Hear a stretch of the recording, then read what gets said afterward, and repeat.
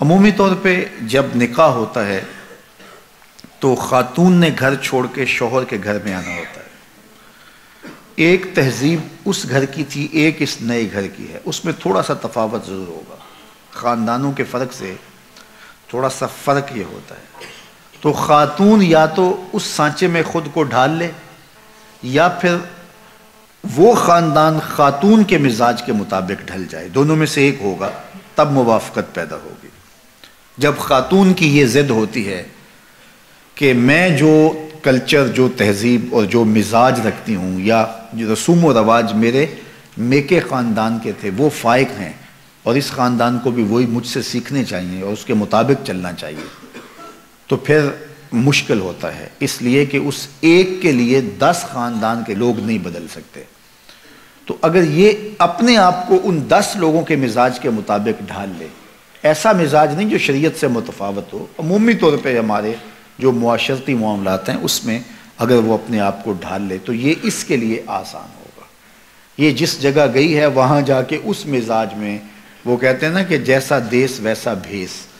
تو وہ وہاں جا کے اس بھیس کو پہن لے تو یہ عجیب نہیں لگے گی،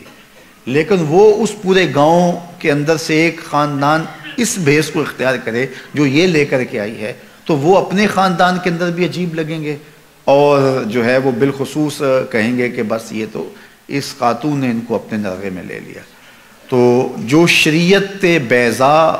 کا مزاج ہے اس میں اچھی چیزیں اس خاندان میں آہستہ آہستہ منتقل کر دی جائیں، یہ تو ایک خیر کی بات ہے، لیکن عمومی رویے جو رواج کی حد تک ہیں اور شریعت سے متصادم نہیں ہیں وہ خاتون کو ہی بدلنا ہوگا۔ اور جب خاتون اس بات کی ضد کرتی ہے کہ میرے مزاج کے سانچے میں یہ ڈلیں تو پھر تناؤ پیدا ہو جاتا ہے اور الجھاؤ پیدا ہوتا ہے، اور یہ الجھاؤ بالآخر طلاق تک جا پہنچتا ہے۔ تو اس چیز کا خاتون کو بالخصوص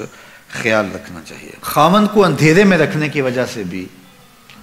باہم تناؤ پیدا ہوتے ہیں۔ بعض خواتین بہت چالاک بننے کی کوشش کرتی ہیں اور بہت سارے چھوٹے چھوٹے امور میں گھر کے اخراجات اور دیگر معاملات سے لے کر کے جو ہے وہ خاندان کے دیگر امور تک اپنے خاوند کو اندھیرے میں رکھنے کی کوشش میں لگی رہتی ہیں۔ ایسا ہوتا نہیں ہے۔ کچھ خاوند ایسے ہوتے ہیں جو ان کو کسی چیز کی سمجھ نہیں آتی ہے، لیکن عمومی طور پہ اکٹھے رہتے ہوئے یہ بات سمجھ میں آتی ہے۔ تو بعض تو کہتے ہیں کوئی بات نہیں، یہ ہوتا ہے، لیکن بعض کے اندر طبع کی سختی اتنی ہوتی ہے کہ اس کو پھر گوارا نہیں کر پاتے، اور پھر عورت اس عادت سے مجبور ہو کر پھر دوبارہ اسی کام پہ آتی ہے، اور پھر آہستہ آہستہ یہ اختلاف بڑھ جاتے ہیں اور کس دن طلاق تک بھی نوبت پہنچ جاتی ہے۔ اس لیے عورت کو کوئی ضرورت نہیں ہے کہ اپنے شوہر کو اندھیرے میں رکھے۔ شوہر اس کو جتنی اجازت دیتا ہے، جتنا آگے بڑھنے کی، اخراجات کے حوالے سے، رشتہ داروں کے ساتھ معاملت کے حوالے سے، اور دیگر جو ہے وہ معاشرتی تعلقات کے حوالے سے، بیوی کو اتنا ہی آگے بڑھنا چاہیے اور شوہر کی مرضی، مشاورت اور رضا کے مطابق ہونا چاہیے۔ تو اس سے انشاءاللہ ایک خوبصورت ازدواجی زندگی جنم لیتی ہے۔ لیکن اگر خاتون کہے کہ بس نہیں ہے، میں خود اپنی مرضی کی مالکہ ہوں اور شوہر کو میں پتہ بھی نہیں چلنے دوں گی اندھیرے میں، تو ایک دن جب اس کی خبر اس کو ہوتی ہے تو پھر ایک دم اس کا غصہ عود کر آتا ہے، جس کے نتیجے کے اندر تلخی پیدا ہوتی ہے۔ تو خاتون کو یہ کبھی نہیں کرنا چاہیے، شوہر کو کبھی بھی اندھیرے میں نہیں رکھنا چاہیے۔ اس کی زندگی کھلی کتاب کی طرح اس کے شوہر کے سامنے ہونی چاہیے، حتیٰ کہ اس نے اپنے ماں باپ کو بھی ملنے کے لیے جانا ہے تو اس کو چوری نہیں جانا چاہیے، اپنے شوہر سے پوچھ کے جانا چاہیے، اور اگر وہ اجازت نہیں دیتا تو اس کے لیے بھی شریعت نے ضابطہ دیا ہے کہ ایک مدت اس کی مقرر کی ہے،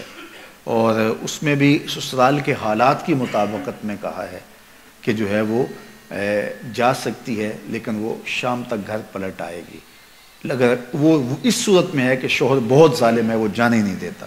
تو ظاہر ہے کہ قطع تعلقی تو نہیں ہوگی، تو وہ ایک مخصوص مدت کے بعد جو ہے وہ جا سکتی ہے، لیکن شام کو پلٹ آئے گی۔ لیکن عمومی طور پہ ایسے ظالم شوہر تو کم ہی ہوتے ہیں، عمومی طور پہ تو جانے دیتے ہیں، تو ان کی اجازت کے بغیر۔ اب اگر کسی وجہ سے وہ کبھی روک دیں، بعض حالات ایسے ہوتے ہیں معروضی حالات،